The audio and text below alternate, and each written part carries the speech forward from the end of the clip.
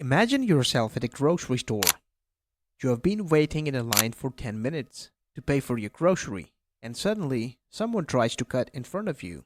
That's unfair, right? According to the rules, since you were the first one in the line, you should be served first. And that's exactly how a queue works. A queue is a linear data structure that follows the first in, first out principle, just like the grocery store line. It has two main functions, in-queue and dequeue.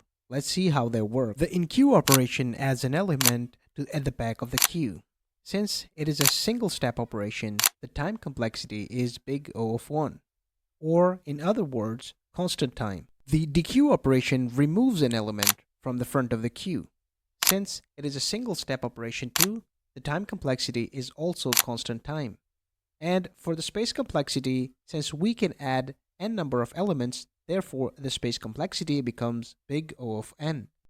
Now that you understand the basics, let's learn how to code a queue in Python using classes. First, we will define a class called queue. Inside this class, we will use the init constructor to initialize the queue by creating an empty list and storing it in the self.items. Next, we will define the isEmpty method. This method helps us check if the queue is empty or not by returning a boolean. The .enqueue method helps us to add element to the queue. Similarly, the .dequeue method helps us remove an item from the queue. And this final .str method or $string method helps us print the queue in a readable format. So this is how you build a queue from scratch in Python.